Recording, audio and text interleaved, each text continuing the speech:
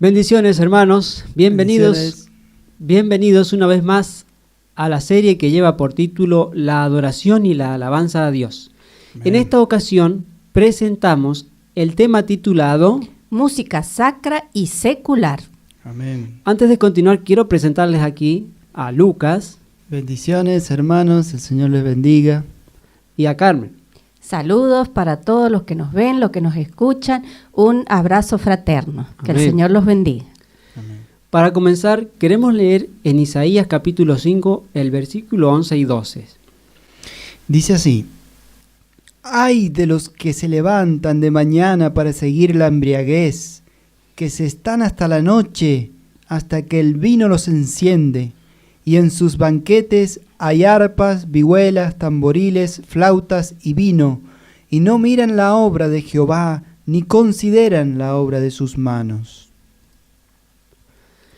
Para comenzar tendremos unas palabras de oración. Inclinemos nuestro rostro. Amén. Oremos. Padre amado celestial, en el nombre de Jesús, le agradecemos, Señor, por este día, Señor. Le agradecemos por esta oportunidad de presentar este tema, pidiéndote, Señor, que tú nos des la unción del cielo, de tu Espíritu Santo, Señor, para que podamos hablar con sabiduría, con inteligencia, Señor, tus palabras, Señor, que tú lo dirijas, Señor, Amén. y que sea para la gloria de tu santo nombre. Nos alumbre, Señor, en esta hora, en el nombre de Jesús. Amén. Amén. Amén.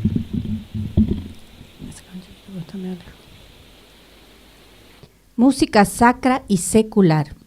Hasta el siglo IX y X, la música de más importancia era la de carácter religioso, ya sea de adoración a Dios, el creador del cielo y la tierra, o de adoración a dioses paganos. Pero, a partir de la fecha mencionada, la música comienza a dividirse en dos grandes categorías: sacra religiosa y secular profana no religiosa.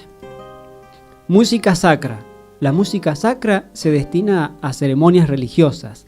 Goza de gran importancia la pureza de la fe y la comunicación con Dios. La música profana o secular. Hasta la segunda mitad de la Edad Media, la música más importante era la religiosa, pero surge en este momento otro tipo de música, la música profana o secular.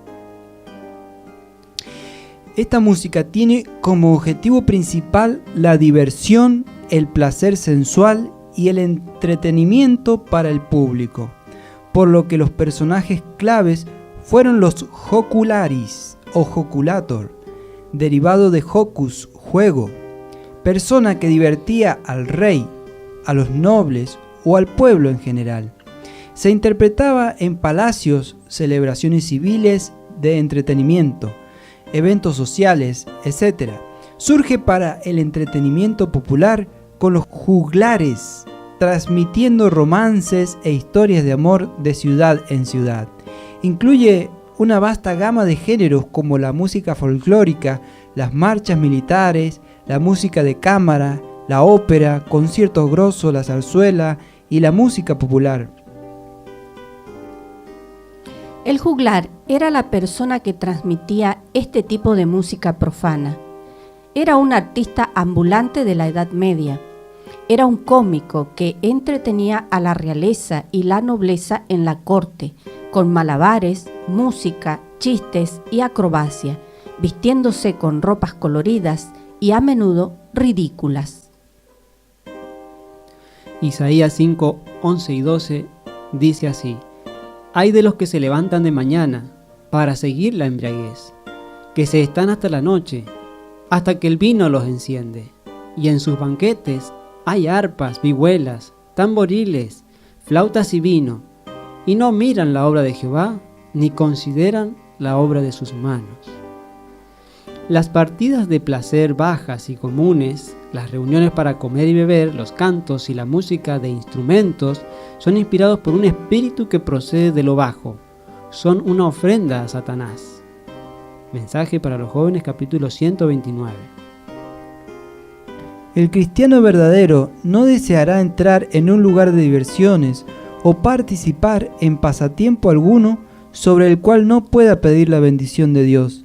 No se le hallará en el teatro, ni en un juego de billar o de bolos. No estará con los alegres aficionados al vals y a otros placeres hechizadores que destierran a Cristo del pensamiento. Review and Herald, 28 de febrero 1882. Aquí podemos ver que dice que el cristiano verdadero no estará con los alegres aficionados al vals. Pondría en lugar del vals el jazz, el rock y la música pop, en general todos los nuevos estilos que han ido surgiendo, ¿no? La música sacra se crea con un propósito religioso. Se compone utilizando las técnicas musicales como melodía, armonía, el ritmo y la forma. Está sujeta a normas estrictas en música. Cuando nosotros escuchamos música, percibimos una combinación de notas musicales: do, re, mi, fa, sol, la, si. Pero los sonidos que identificamos como notas no son más que vibraciones que se dividen aritméticamente, porque la música es matemática. Por ejemplo, en el piano hay varias notas que se llaman do, y cada una está separada de la otra por 8 notas. Las notas del piano van en octavas. Uno de esos do se llama el do bajo. No es el do más bajo del piano, pero aún así se le llama el do bajo. Cuando el pianista toca ese do, produce 66 vibraciones. Ahora noten algo interesante.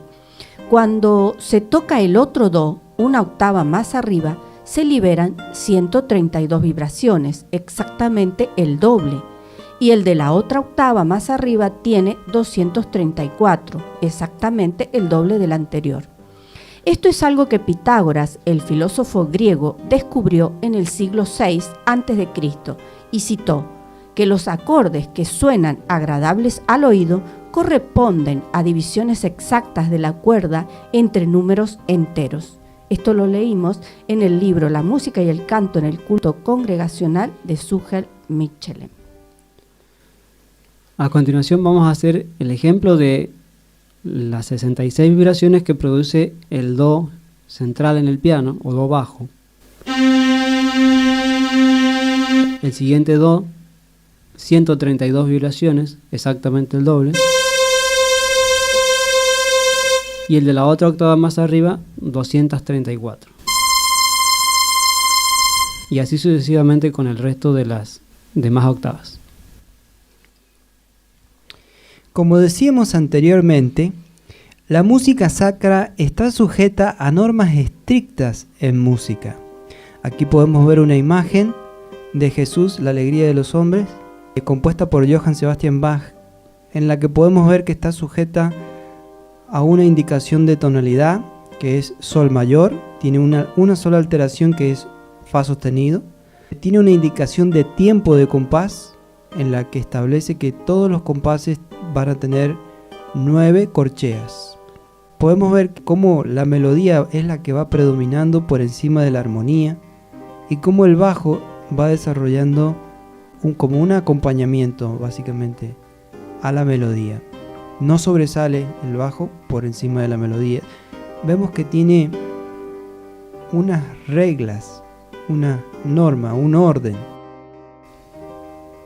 Pero en la música profana no religiosa tiene mucha más libertad que la sacra, permitiendo ser mucho menos estricta en reglas formales, priorizando la expresión, el entretenimiento y las emociones humanas, amor, hazañas, vida cotidiana, a través de estructuras más flexibles, como improvisación y una amplia variedad de instrumentos y estilos, a diferencia de la música religiosa que busca la solemnidad y se adhiere a cánones más estrictos para la alabanza.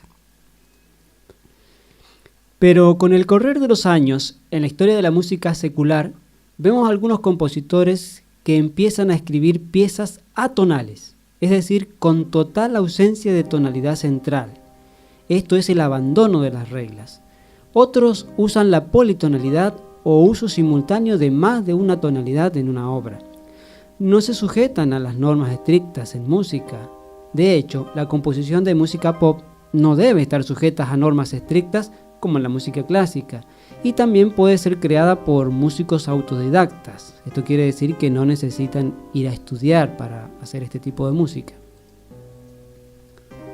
La música atonal nace a principios del siglo XX como una ruptura deliberada de la tradición tonal, aunque con antecedentes en el cromatismo del siglo XIX.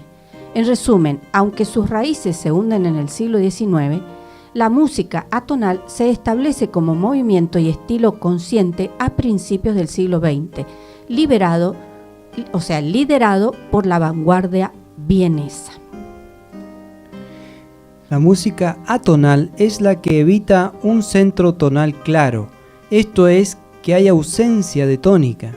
Se emplean acordes y combinaciones de notas que suenan discordantes o tensas. Se ejemplifica en obras como La consagración de la primavera de Igor Stravinsky, Pierrot Lunaire, etc., destacando por sus disonancias y la libertad en el uso de las notas cromáticas más allá de la tonalidad tradicional. El politonalismo, como concepto moderno, es el uso simultáneo de dos o más tonalidades. Es una ruptura con la armonía tradicional y florece en la música del siglo XX, especialmente en compositores vanguardistas que exploraron nuevas texturas y disonancias, heredando la libertad contrapuntística de los siglos anteriores. En resumen, aunque el politonalismo es una técnica del siglo XX, la música politonal como concepto complejo nace en la Edad Media, en el siglo IX, desarrollándose a través de la polifonía medieval y renacentista hasta el modernismo del siglo XX, que rompió definitivamente con la tonalidad única. A continuación describiremos lo que es una partitura atonal. Esta, como ya decíamos, carece de un centro tonal, lo que significa que no se basa en las jerarquías armónicas de la música tonal tradicional. En su lugar, usa las 12 notas de la escala cromática de forma independiente, a menudo resultando en un sonido disonante. No hay nota tónica o centro alrededor de la cual giren los acordes y melodías, eliminando el sistema jerárquico de la música tonal. Existen 12 notas, es decir, 12 sonidos, 12 vibraciones. Como ya especificamos hace un momento atrás, existen octavas y dentro de esas octavas se vuelven a repetir estos ciclos de 12 notas. Y estas 12 notas las voy a tocar ahora, que sería la escala cromática.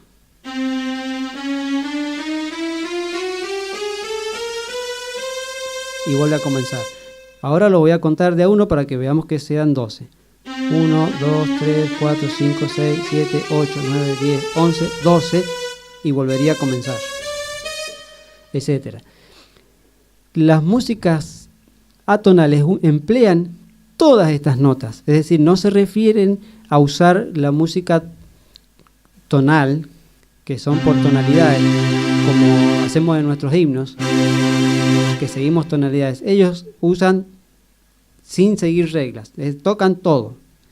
Por ejemplo, yo voy a hacer un pequeño ejemplo.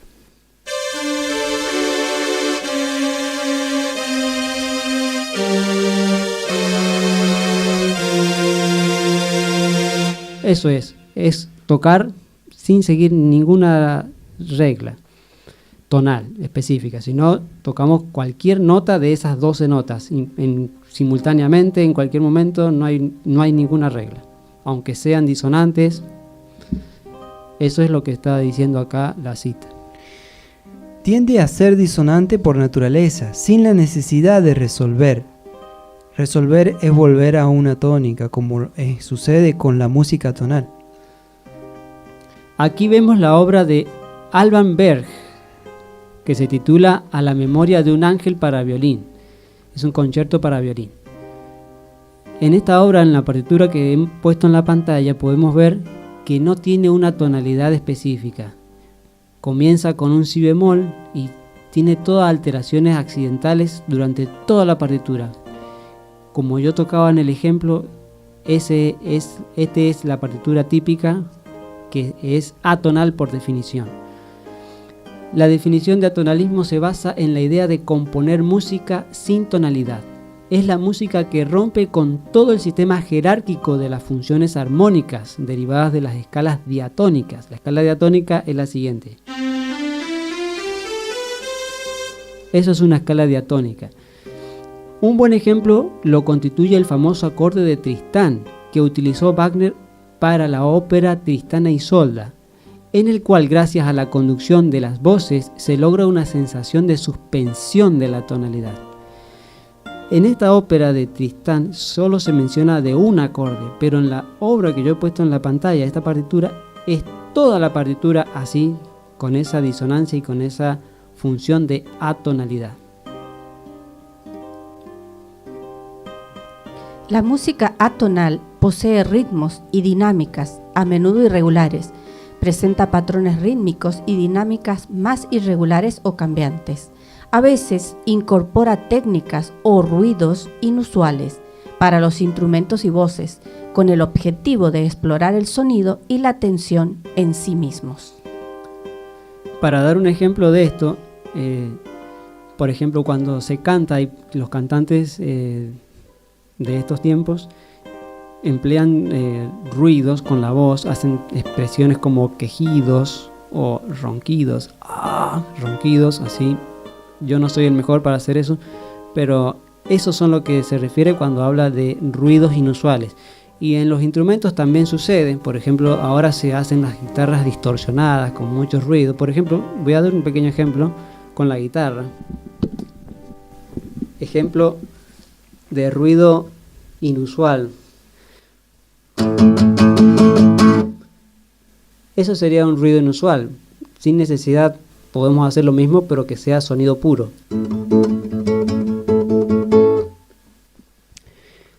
Pueden introducirse muchas mejoras en el canto. Algunos piensan que cuanto más alto canten, tanto más musicales son. Pero el ruido no es música. El buen canto es como la música de los pájaros, suave y melodioso. Manuscrito 91, 1903. Luego tenemos la descripción de una partitura politonal. Presenta simultáneamente dos o más tonalidades diferentes, lo que crea una sonoridad disonante. Por ejemplo, aquí voy a tocar en la mano izquierda el Do mayor y en la mano derecha el Re mayor, lo que crea una sonoridad disonante. Cada línea musical mantiene su propio centro tonal y a menudo se percibe como una superposición de capas musicales que coexisten.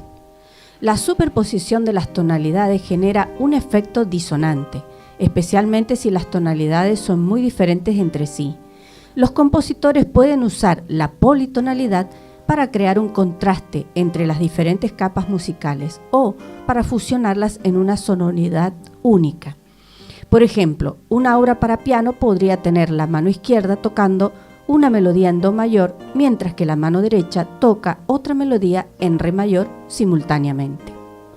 En el siguiente ejemplo, en el pentagrama superior, vemos que las notas establecen claramente la tonalidad de Mi mayor, mientras las del pentagrama inferior sugieren Si bemol mayor.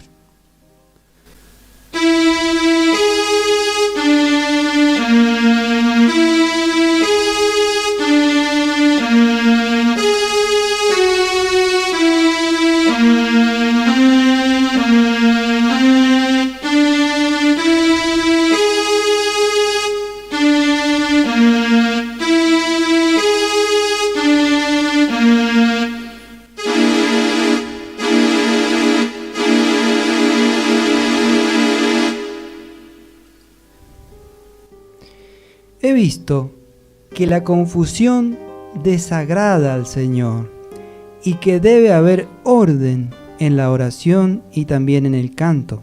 Joya de los Testimonios, tomo 1, página 45. Acá en esta cita vemos cómo Elena dice que debe de haber orden en el canto, y según los ejemplos que estuvimos dando de politonalidad, vemos cómo se hace un desorden, cómo se producen esos sonidos disonantes que no son conforme a lo que nos dice esta cita, que debe de haber orden en el canto. La síncopa rompe la regularidad del ritmo al desplazar los acentos, haciendo que la música suene inesperada y con más movimiento, y no tanto la forma musical en sí misma. Se consigue al acentuar un tiempo débil del compás o al prolongar una nota desde un tiempo débil hacia uno fuerte. Esto altera la expectativa rítmica, dando un efecto de sorpresa o tensión a la pieza musical. En un patrón rítmico normal, los tiempos fuertes llevan el acento, pero en la síncopa, en cambio, pone énfasis en los tiempos que normalmente son débiles. Por ejemplo, el segundo y el cuarto tiempo en un compás de 4/4 lo invierte la expectativa del oyente. Al prolongar una nota que comienza en un tiempo débil hasta el siguiente tiempo fuerte, la síncopa crea un acento en un lugar inesperado, desplazando el ritmo natural. En el pequeño ejemplo que hemos puesto aquí en la imagen, se trata de un himno y vemos una pequeña prolongación de un tiempo débil a un tiempo fuerte. Esta es una síncopa ocasional, es única en esta partitura, como se utilizó para prolongar una sílaba. Esto es correcto, es algo más, es un elemento más de la música. La síncopa crea tensión y anticipación. Esta alteración del patrón esperado genera una sensación de anticipación, ya que el oyente se acostumbra a un ritmo que es constantemente modificado, creando un efecto de tensión y movimiento. Kennedy Mitchell Dictionary of Music nos dice: síncopa es la estrategia compositiva destinada a romper la regularidad del ritmo, utilizada en blues, jazz, rock, etc. Ahora la pregunta ¿es lo mismo una síncopa en una pieza musical que una pieza musical sincopada? No, no es lo mismo. Síncopa es el evento rítmico específico, mientras que una pieza musical sincopada es una composición que utiliza repetidamente la síncopa para crear un ritmo desplazado y bailable, alterando el patrón fuerte-débil usual, como en el ragtime, blues, funk, jazz y pop. Una pieza sincopada es un estilo rítmico. Una pieza musical sincopada presenta síncopas continuas. Sin embargo, a diferencia de un himno que puede tener síncopas aisladas en ciertos momentos, tener síncopa no es malo. El problema es tener síncopas continuas. Es decir, que un himno tenga síncopas continuas. Eso genera que sea una pieza musical sincopada. Y transformaría el himno en una pieza bailable, si así fuera. A continuación, vamos a ver unos ejemplos de música sincopada.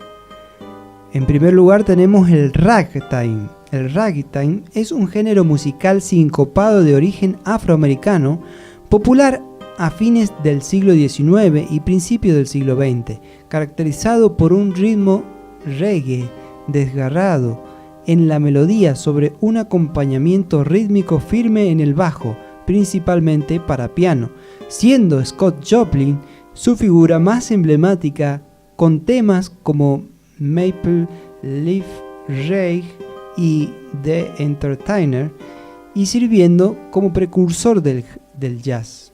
Aquí podemos ver que este estilo musical, el ragtime, es el precursor del jazz. Es uno de los que dio pie a este nuevo estilo del jazz, que es toda una música sincopada.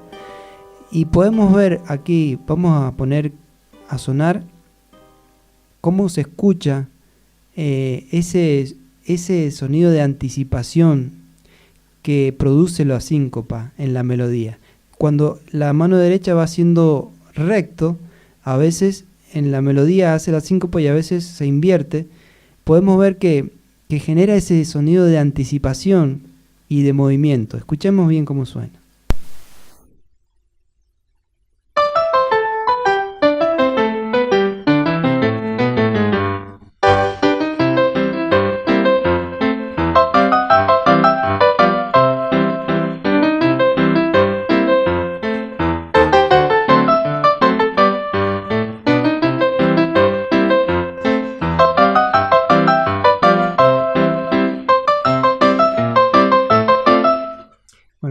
escuchar cómo genera esa anticipación y esa sorpresa la síncopa, conteniendo el sonido débil hacia el fuerte, no deja que suene el fuerte y hace como esa anticipación y sorpresa para dar como un movimiento, ¿no?, a la melodía.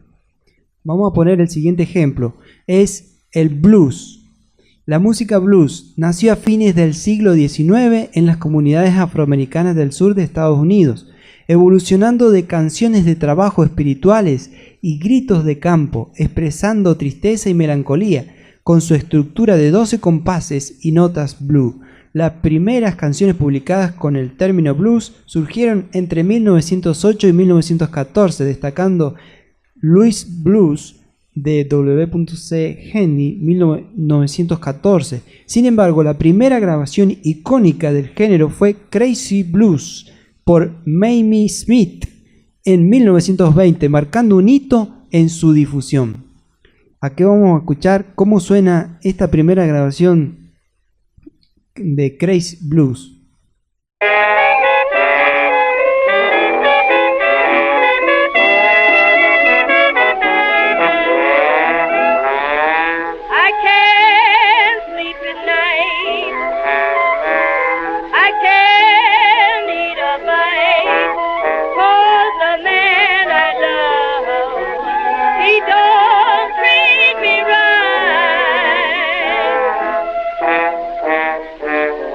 Bueno, como podemos escuchar, esto blues es otro estilo musical que también dio origen a la música jazz, que está usando estas síncopas, ¿no?, y estos sonidos arrastrados específicamente del trombón, como podemos escuchar, generando ese movimiento, esa sorpresa como genera la síncopa. Satanás convertirá la música en una trampa debido a la forma en que es dirigida. Esto lo leemos en el libro La Música 31.2 de Ellen de White. Vemos cómo Elena ya nos profetizaba que Satanás convertiría la música en una trampa si no se dirigía de la forma correcta. Cuando no se abusa de la música, esta es una gran bendición, pero mal empleada es una terrible maldición. Satanás está llevando a los jóvenes cautivos. Oh, ¿qué puedo decirles para inducirlos a quebrantar el poder de él para infatuarlos? Es un hábil encantador para seducirlos y llevarlos a perdición. Consejos para la Iglesia, página 307.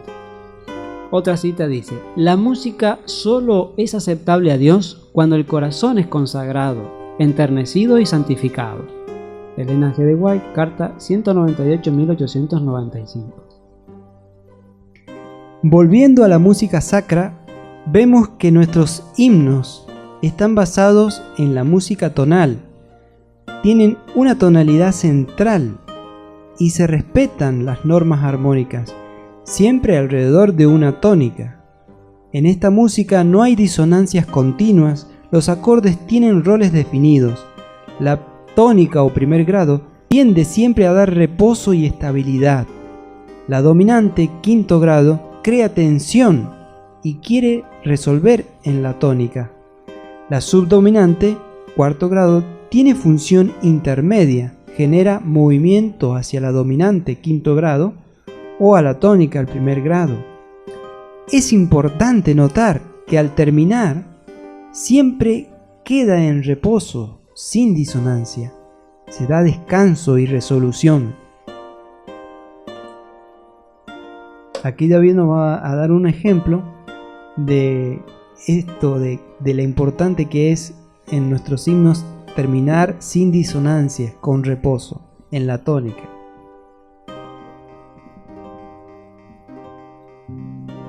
Acá voy a tocar un himno que se llama Busca Primero, y las tonalidades son Do mayor, que sería la tónica, el primer grado, el Sol mayor, que sería el quinto grado o la dominante, y el Fa, que sería el cuarto grado, el intermedio.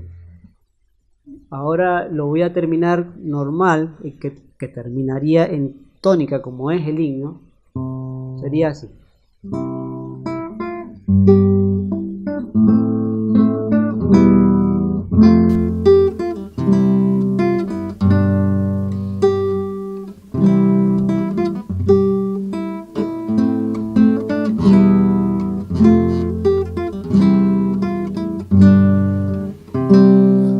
terminaría en la tónica. En reposo, en En descanso. reposo, en descanso. Ahora lo voy a terminar en la disonancia que muy a menudo se acostumbra a hacer.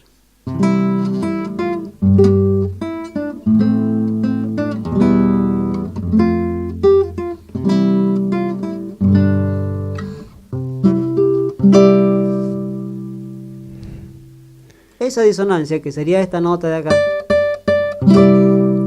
eso es incorrecto, porque deja un mensaje espiritual de discordancia, deja en suspenso.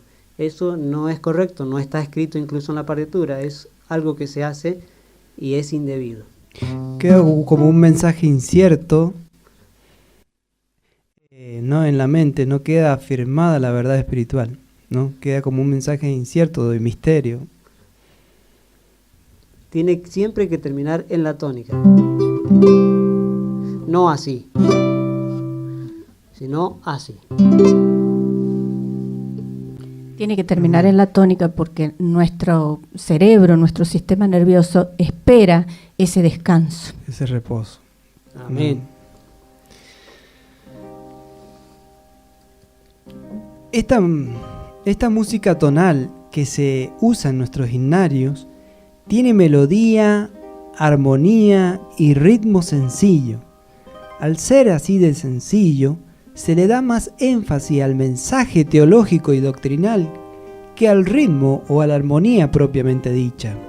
La rítmica ayuda a transmitir mejor la expresión del lenguaje sin recurrir a polirritmos complejos con síncopas continuas como vimos en los estilos del ragtime, el blues, el jazz, el pop, el rock, etc.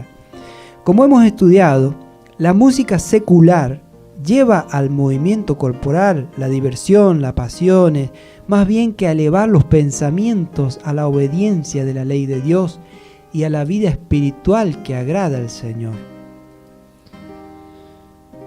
La música tonal, que es la de nuestros himnos, es perfectamente la música de la Biblia y la del Amén. cielo también.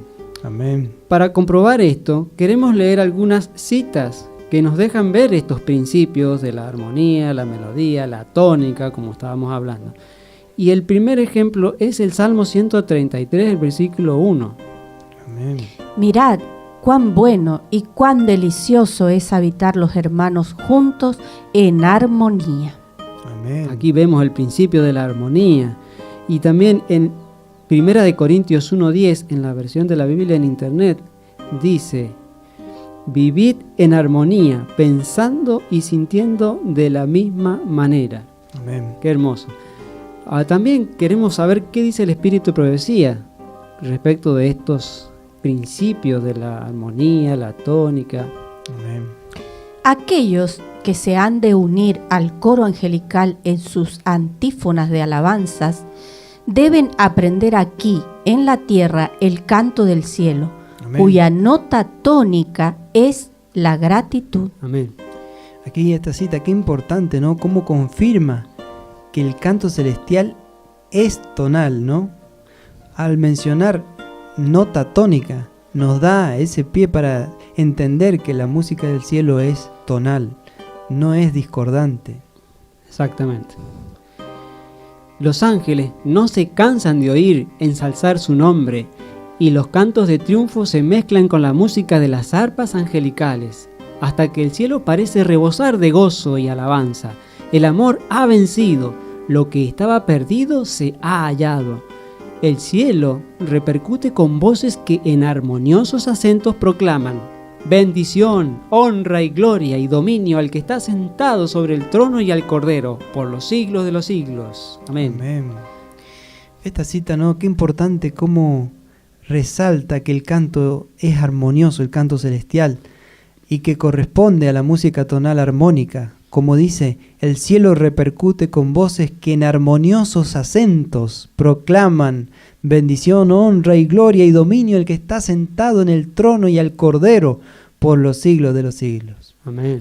Estas citas nos hacen entender que la música del cielo es una música que tiene armonía, Amén. que tiene tonalidad, que es tonal, que tiene forma, que tiene melodía. a diferencia de lo que hemos estudiado, que la música secular, profana, se están usando atonalidad, disonancias, la politonalidad, desarmonía, y vemos que eso no es conforme a la música del cielo. En conclusión, en este tema hemos estudiado que hasta el siglo X la música más importante era la religiosa, pero a partir de esta fecha comienza a surgir la música secular profana, con los joculares, que era para diversión y complacencia, presentando una forma más libre en composición musical, que no se ajusta precisamente a las leyes estrictas en música, mientras que la música sacra religiosa busca la solemnidad y se adhiere a cánones más estrictos para la alabanza.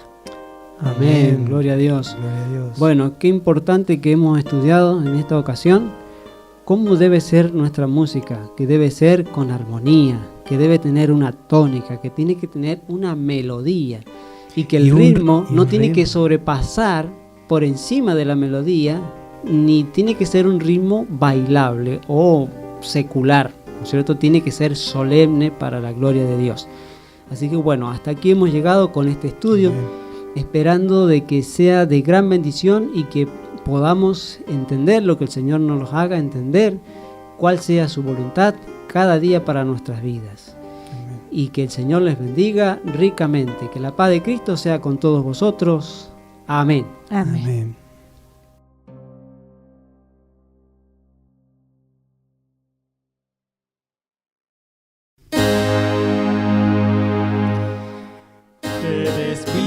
Por el mar donde puedes naufragar, te desvías lentamente más y más. La marea llevará tu barquilla más allá. Te desvías lentamente más y más, más y más. Te desvías más, vas desviando más y más. En el proceloso mar te desvías más del cariño paternal a la muerte tan fatal. Te desvías lentamente más y más, más y más.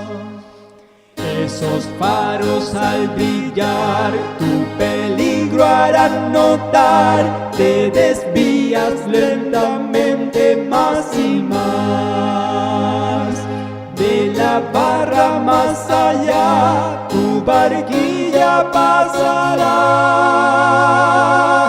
Te desvías lentamente más y más, más y más. Te desvías más, vas desviando más y más. En el proceloso mar te desvías más del cariño paternal a la muerte tan fatal. Te desvías lentamente más y más, más y más. Esas voces del hogar ya se cansan de llamar, te desvías lentamente más y más. Oh hermano, oye ya, esa voz te salvará.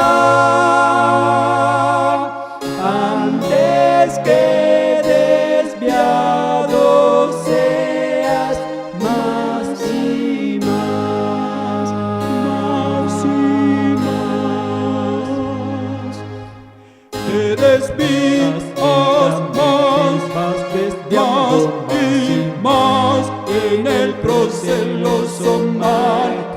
desvías más del cariño paternal a la muerte tan fatal.